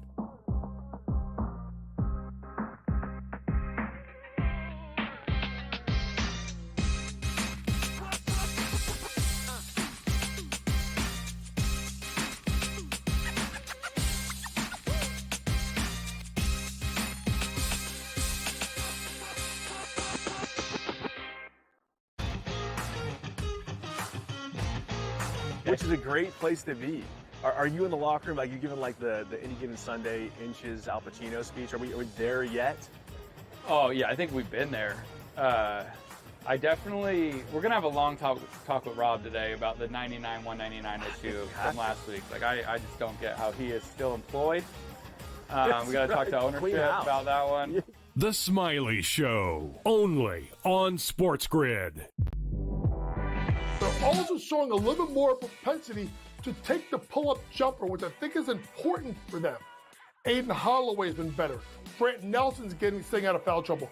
Clifford Murray is attacking the offensive boards and being the defensive threat that they need. If Alabama can defend, and they make a run, and they win the SEC tournament, I think they're the fourth number one seed. Betting above the rim, only on SportsGrid.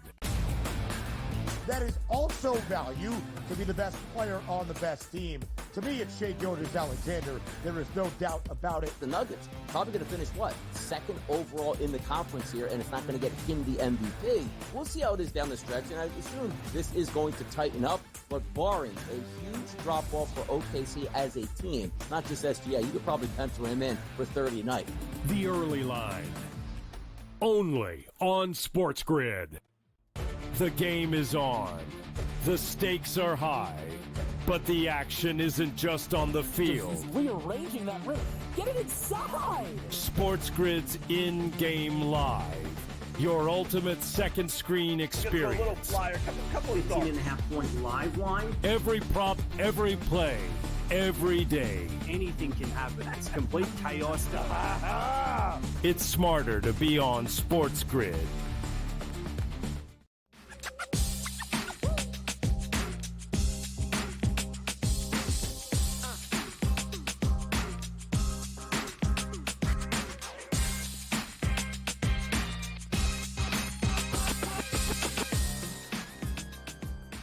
Game Time Decisions live right here on this Monday night.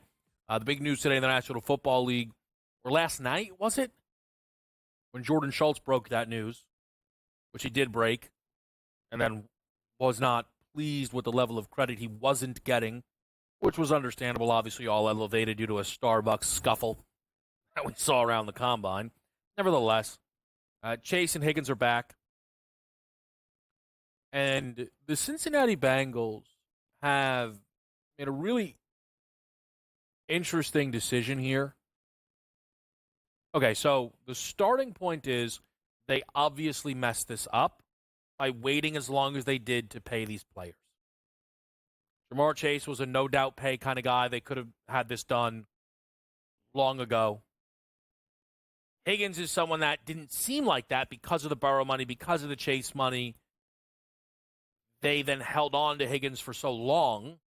He became a got-to-pay-him guy because he just wanted to stay, and there was then pressure from Burrow and some pressure from fans. So you end up having to pay him. Now, they're like, maybe we'll just pay Trey Hendrickson as well. And I think what becomes fascinating is all of this playing out where Cincinnati brings these guys back. It feels as if, to me, the blame, if things continue to go wrong, will have to be shifted to the players more so than the decision makers. I understand the decision makers have put this team in this position where they waited to pay these guys, right? Clearly, the two sides had disagreements on prior dealings, though, so it's not a 100-0 situation. But Burrow so publicly campaigning to retain both receivers instead of staying out of it like he did last year, kind of forced the hand. And now it's kind of, all right, go ahead. Well, this is what you wanted. What do you want from us? You want us to pay these guys all and then also make other moves? Because they're not doing that. What else has Cincinnati done this offseason? Bring in Oren Burks. Eagle linebacker, third on the depth chart, filled in very well for Nakobe Dean during the postseason, who went down with an injury, but ultimately is that enough? A lot of people think the move they made to fire Lou Anarumo, their defensive coordinator, was a mistake. A lot of people blame a lot of the losses on the defensive side of the football. It was obviously bad. It wasn't alone. But is that enough? Because the reality is, if you look at Cincinnati, they are presently viewed as a clear-cut Tier 2 team. There's no other way to slice it. To win the AFC, Chiefs, Ravens, Bills, plus 350, plus 370, plus 360. And then it is Cincinnati at 9-1. Super Bowl odds. At the top with those AFC teams, Philly the favorites, the Detroit Lions, that's your top 5. All under a 10-1 number. Niners 16-1, Commanders 18-1, Cincinnati 18-1. Cincinnati has the expectations of a team that will win at a high level. They are paying guys to make good on those promises, and those guys made, some public stances that they wanted this to happen. They believe in this core. Look, team's not well ran, but it's on these guys now. Burrow can't not know how to play football the first 3 weeks of the season like he does every year. That's what it comes down to. We'll see how it shakes out. Let's make the move here. Let's make the transition. And one of my favorites, Welcome Back by Mace. If I could, I would play it right now. It's Dave Sharapan. Consider great to see you, sir, on a world tour. Yes, sir. Dave is, listen, can't contain him sometimes. He's out and about. You got to respect it. It's great to have you, though. You've been missed here on Game Time Decisions. How you feeling? I'm feeling good. It's been a long trip, 17 days on the road. Got to go out and see the people. It was a lot of fun. Apparently my setup wasn't, fully 100% ready to go. So couldn't do shows from the road. I missed you tremendously. And it makes perfect sense that when I come back, your beard looks fuller. That's your right. hair is perfect. You're wearing the turtleneck. And on the Monday of March Madness week, you're talking Cincinnati Bengals and NFL football. I mean, the most unbiased man in sports media right now talking about the Cincinnati Bengals. Yeah. Did the Steelers get a quarterback yet? That's all I need to know. I mean, I was away a long time, and they really botched that whole situation. Not that long. Not long enough. Not long enough. Don't worry about that. Look, here's the deal. We have Dave with us. We're going to get into, of course, March Madness. We're going to get into all things doing. Here's my question to you, Dave, though. We'll incorporate tonight's slate. Yes. How well does, say, the NBA do, the NHL do, or is tonight a kind of lay low night for a lot of bettors? Riding high, college basketball brain. I'll see you tomorrow. I'm going out to dinner with the missus tonight. Yeah, this is one of those. You're right. This is date night, which, by the way, I didn't even know how to respond to the picture. I had a tear in my eye. So happy for you. You have no idea. It's the calm before the storm, Kevin. We get college basketball tomorrow, a couple playing games, and then Wednesday same thing. But there's these other tournaments. Teams are getting bids, not going, all this other stuff. A lot of stuff happening right now. A nice full slate of Monday NBA, and there's a couple games that are worthy of discussion. But yeah, you're right. I mean, a couple hockey games going on. Buffalo's going to beat the Boston Bruins. That's just fact. Yeah, no, it's not really. It's literally coming out to Vegas or making plans. It's cold. It's windy here. Bring a hoodie. The pools aren't open. Just let you know. It's still a little cloudy outside. It's that week, Kev. It's not. Nobody's really talking. You're going to have to really handle stinks today. just in general in a book. Yeah, it's a lay low kind of night. You know, we're Yeah. trying to pop in. We're gonna let you know, right? Yeah. Knicks Heat, right? It's happening. Mhm. Here's a problem, though, man. Again, I'm not saying this from the sport is ruined. Wow, wow, wow.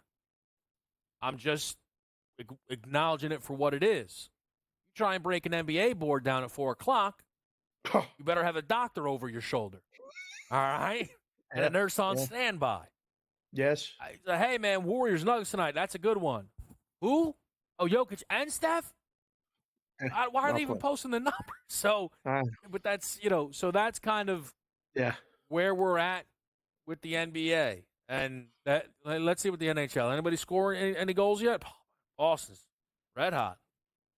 Red hot. Tick, tick, tick. Columbus and Jersey. Let's see if my boy Bedard did anything in his most recent outing. Let's see.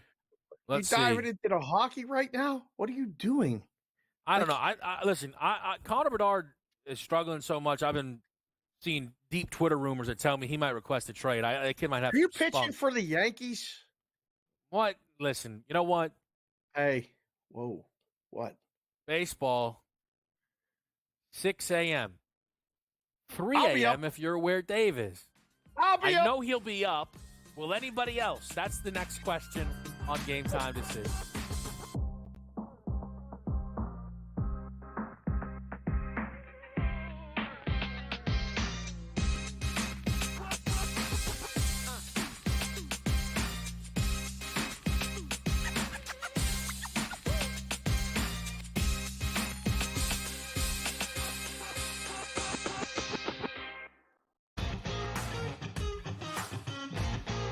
Which is a great place to be. Are you in the locker room? Like, you giving like the Any Given Sunday Inches Al Pacino speech? Are we there yet? Oh yeah, I think we've been there. We're gonna have a long talk with Rob today about the 99-199 issue from last week. Like I just don't get how he is still employed. We got to talk to ownership about that one. The Smiley Show, only on SportsGrid. They're also showing a little bit more propensity to take the pull-up jumper, which I think is important for them. Aiden Holloway's been better. Brant Nelson's staying out of foul trouble. Clifford Murray is attacking the offensive boards and being the defensive threat that they need. If Alabama can defend, and they make a run, and they win the SEC tournament, I think they're the fourth number one seed. Betting above the rim, only on SportsGrid. That is also value to be the best player on the best team. To me, it's Shai Gilgeous-Alexander. There is no doubt about it. The Nuggets probably going to finish, second overall in the conference here, and it's not going to get him the MVP. We'll see how it is down the stretch, and I assume this is going to tighten up, but barring a huge drop-off for OKC as a team, not just SGA, you could probably pencil him in for 30 a night.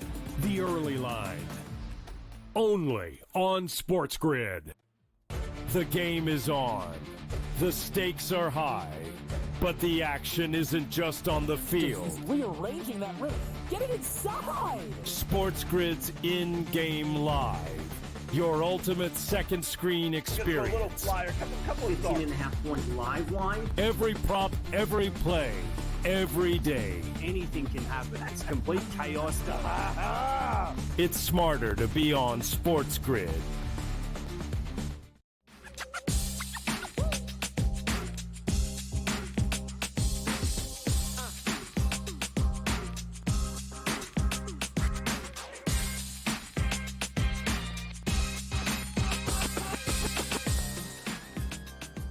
Decisions is live right here on SportsGrid. It is a Monday night. I'm Kevin Walsh with Dave Sharapan. First time in a long time. Look, last time I'm going to do this.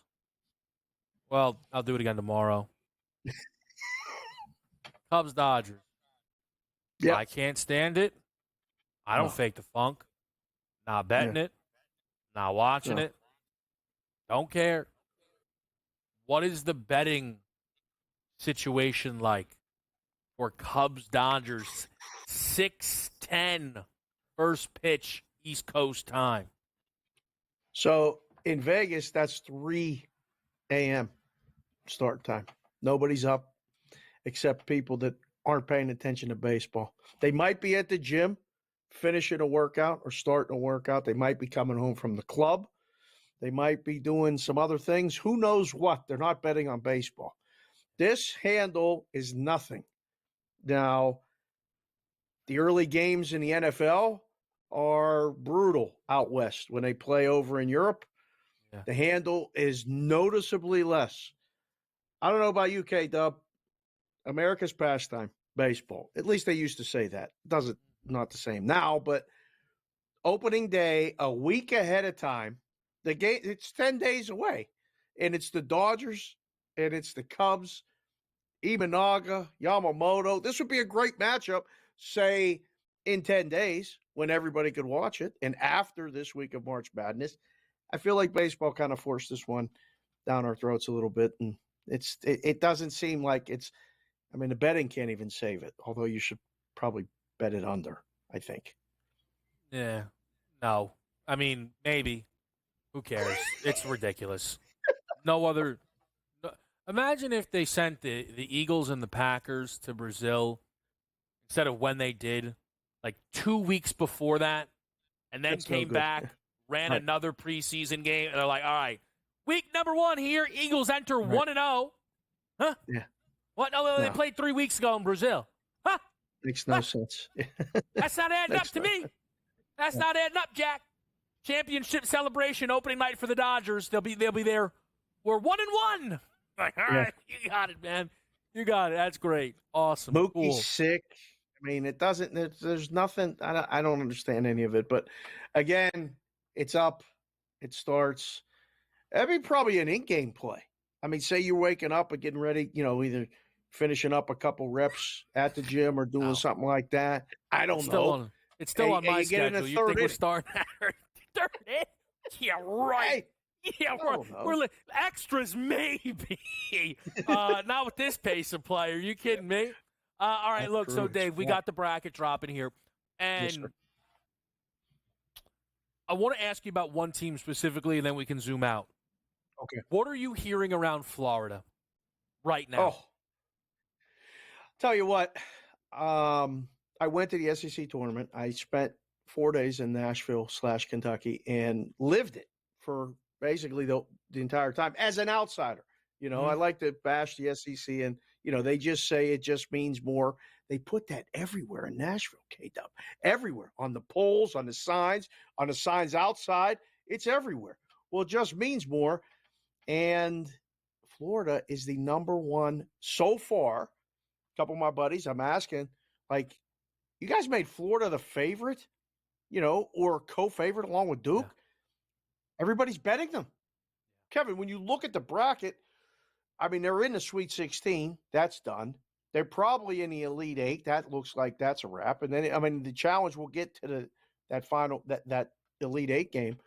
I'm surprised, but I'm not. The SEC has 14 teams in this thing. Chances are they're going to get 1/2 to the Final Four, and Florida's everybody's choice.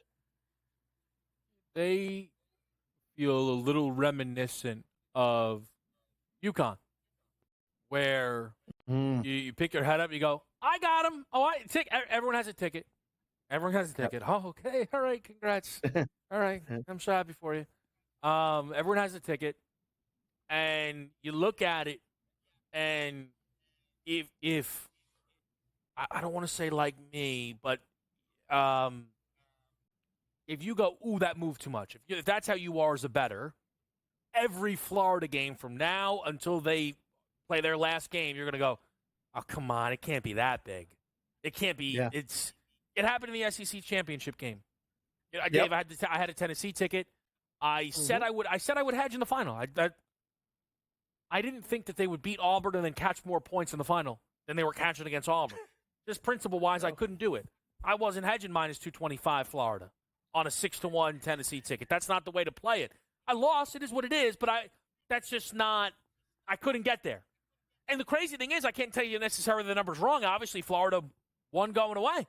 Covered comfy, but it becomes very interesting to see how much movement we've continually seen on Florida. feels as if now the scenario for the books is anybody but Florida and Duke, right?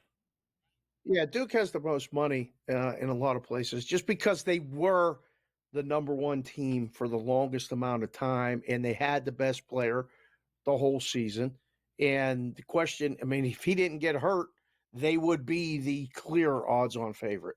What Florida did, especially, in the weekend in front of everybody, cemented their status. The questions came about, Auburn, as everybody heard, has lost 3 of their last 4 games. Okay. Florida looked that much better than Tennessee. I still don't think Alabama, with their spot they're in, they may get to the Elite 8, but I don't really think that defensively they're going to win the national championship. I just think it's going to catch up. So, yeah, Florida's the best team in the SEC. The SEC is the best basketball conference, in the country. So it makes sense. But there's other teams, Kevin. I still like the Houston team. I like their draw. You're in New York. What about the St. John's team? Huh? No? You're not buying it? No? Listen, we had I'm not doing a St. John's. I'm not doing No? No, I'm not doing it. No, I'm not doing it. Someone else can do it, not me. That's all I know about that. Maybe we'll tell Dave a little of the why as we close out game time decisions next. Right here.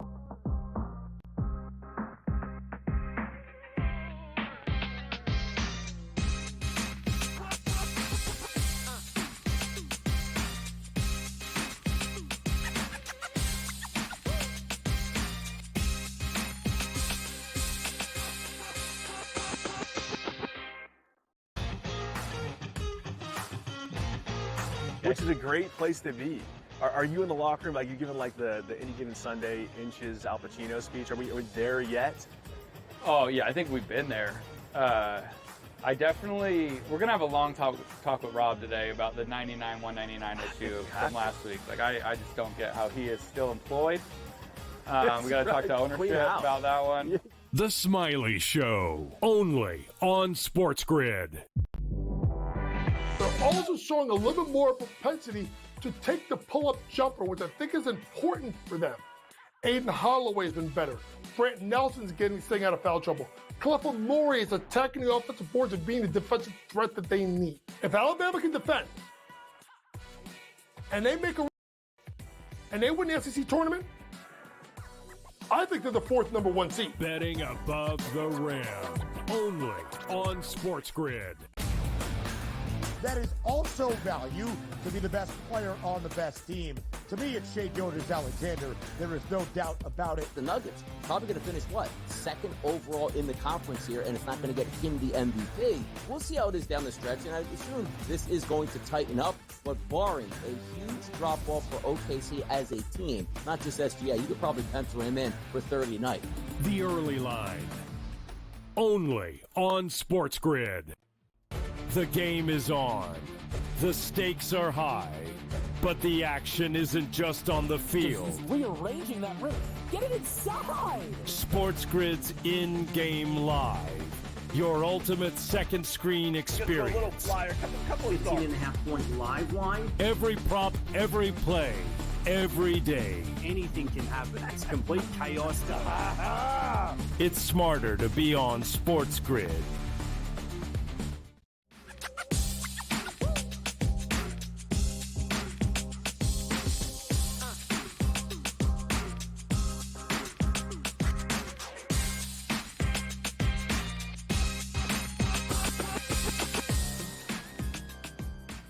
Game Time Decisions is live on a Monday night.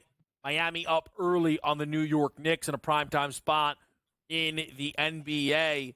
We are going to, though, close out tonight's show talking a little bit more about the brackets, because I know that is where a lot of your focus is. And we have Dave Sharapan with us, and he was just asking a little bit about St. John's.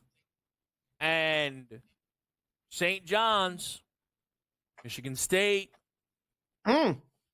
Kentucky. Some of these teams fall short of the bar that feels as if it needed to be clear to win the national championship this year. Now, Dave and I both actually, though, can be very similar in, these trends are going to come out. Be careful. Everybody's going to pick up on it. But I went back through what is the last 15 NCAA tournaments where it is applicable. It's since 2008. So that removes the COVID year, and then 1 year where there were no teams at the end of the college basketball season who on KenPom had a net rating of 30 or better. Okay. The 15 tournaments, though, where it is applicable, 11 of the 15 seasons, the team that won the championship had a net rating of 30 or better. Pretty strong. I'm in. In the 9 times where there were more than one team in the field who had a net rating of 30 or better, 8 of those times a champion then had that same criteria of 30 plus. So this year's field, Duke, Florida, Houston, Auburn, Tennessee, you'll notice Alabama. The reality is that the numbers that I am using are final season statistics. These numbers continue to change throughout March Madness. Bama is a route and roll of Robert Morris away from probably joining the club. You could say if Texas Tech gets a monster win, if Michigan State gets a monster win, they could potentially creep into this field. It gives you an idea. Because there's maybe the most fascinating one, and I think you'll like this, Dave. So the 15 tournament sample size gave us 33 teams. Only 8 of the 33 were eliminated by a non-30-plus net rating team. Wow. Meaning, of that list, 1 or 2 at most will be eliminated by UConn's going to get it done. Hey, let me tell you, this is a great spot for Illinois. Right. Largely, to not only win the championship do you need to be one of these teams, to beat one of these teams, you have to be one of these teams. One of these teams. Only 3 of the 33 teams, Dave, did not make the Sweet 16. Only 3 of the 33 did not make the Sweet 16. So I know it's chalk. I get that. We're going to get our upsets Thursday. But when it comes down to who is standing there at the end, when you're figuring out your bracket and what's most important is having the correct champion, that's the list that the people need, Dave. That's it. I love it. So how many teams usually end up with a net 30 rating? So it's a great question. Like I'm going to give this to maximum? people, right? So 2008, the last time we saw all the number 1 seeds make it, there were 3. 2015, 6. 2019, 5. So this year, we have 5 right now. Bama could be a 6th. This is about as big as it gets. This is about as big as it gets. But what's rare is, I'll say, Dave, the 35-plus, we have 4 of them. That's very rare to ever see in any year. And I was looking for it. It's way too expensive, even if it likely wins. Minus 310 on DraftKings. A 1 seed wins the tournament. Too expensive for me, even if I think it wins. That's that's a lot of games you got to get to have a shot at that and lay that price comfortably. It's not really comfortable at all. How about the number of seeds, add up the total sum of the number of seeds in the Final Four under? Because this sounds like these are all 1s and 2s. I like that. Right? So we can work our way into a bet like that with this information. I like that. So that, there might be something there. We'll have to check that. I'll put you on assignment, you and Koski both. I got to go do in-game live game day with Wetzel. So come up with something. Dave's back. I'll see you tomorrow. Dave's back. It's We're good back, stuff. Baby. We'll be back right here tomorrow on Game Time Decisions. Sports Grid rolls on after this quick commercial.